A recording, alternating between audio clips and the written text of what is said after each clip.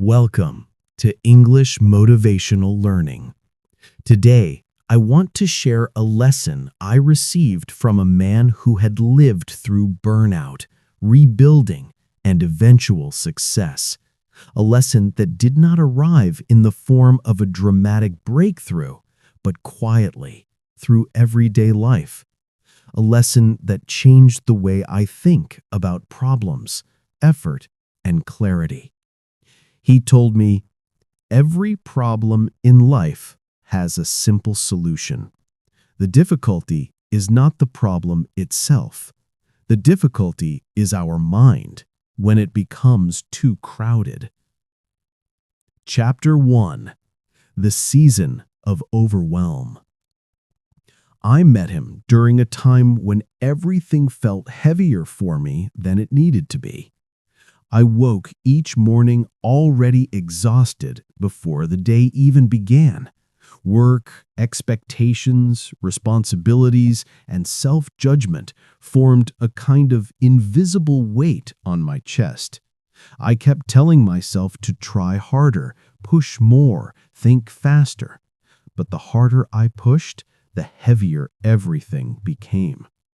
He noticed the tension in the way I breathed, in the way I spoke, in the way I tried to hide my stress with a calm face. He did not ask why I was overwhelmed. He did not tell me to relax. He simply looked at me and asked, "How does your workspace look right now?" I told him it was messy.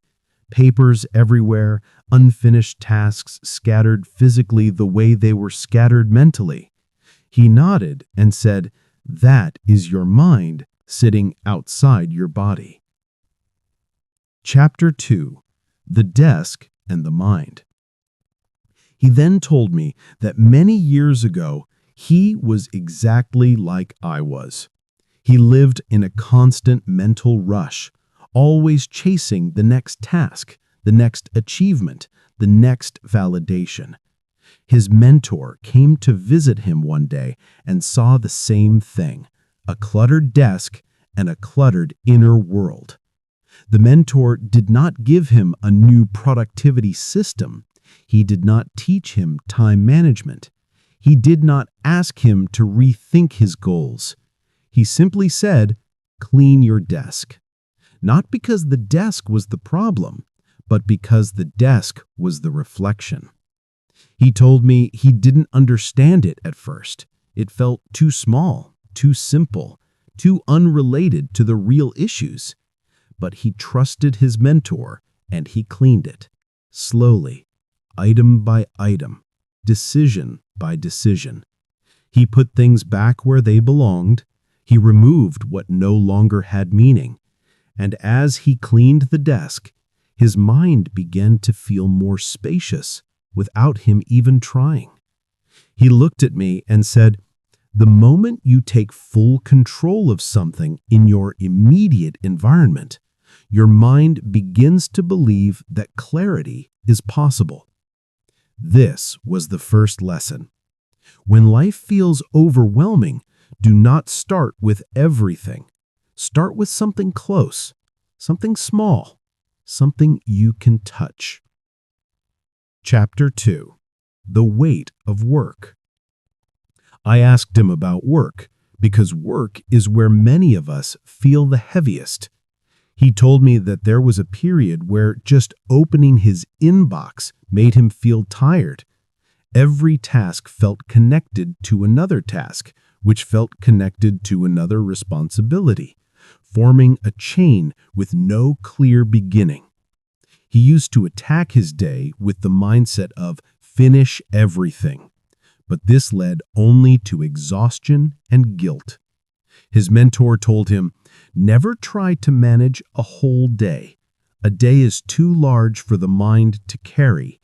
Manage only the next 5 minutes."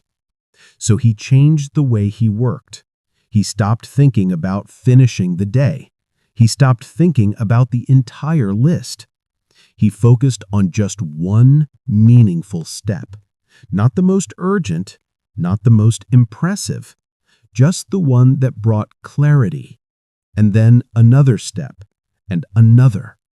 He told me, when you stop fighting the entire day, the day stops fighting you. Chapter 4: Emotional Life and Relationships. Then he talked about relationships. He said the most exhausting part of life is not work, it is emotional misunderstanding. We expect people to understand what we feel without us saying it. We expect love to operate automatically without attention. We expect connection without vulnerability. But relationships fall apart not because two people are too different, but because neither one is willing to slow down and listen.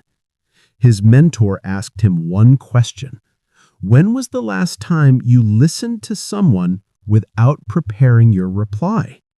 He realized that he had spent years listening only to defend, to argue, to prove, to protect himself.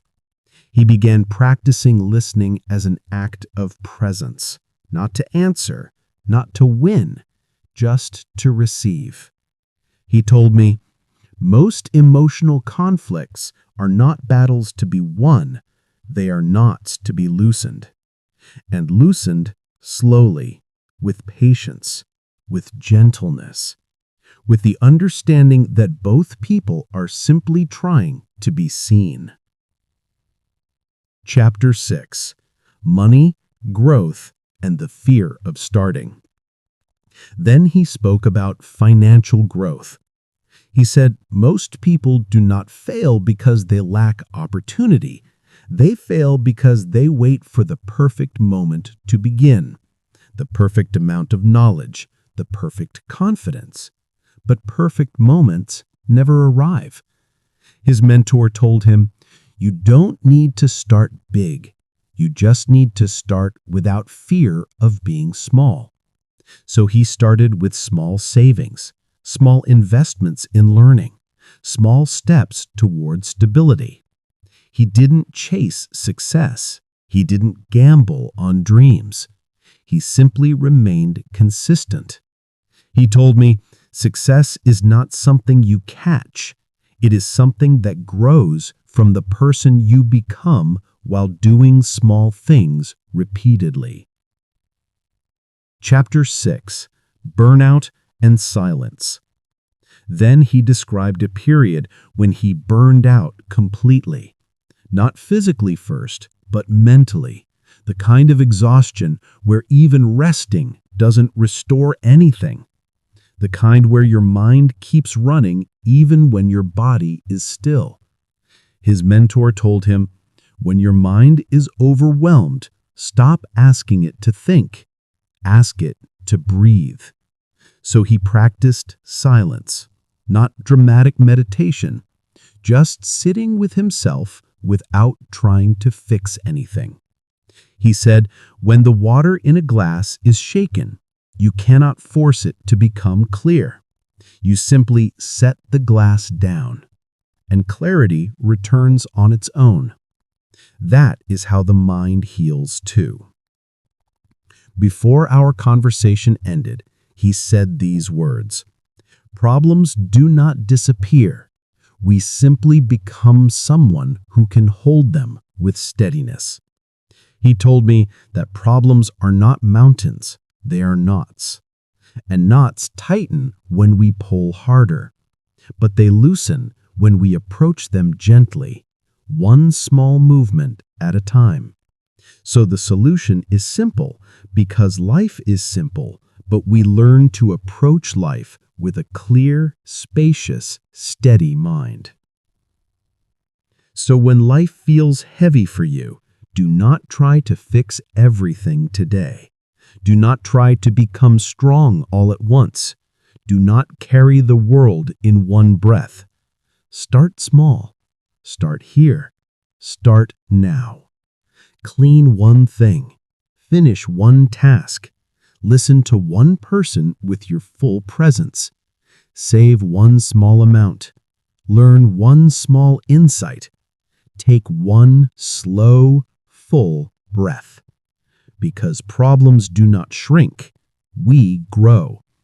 And when we grow, every problem becomes small.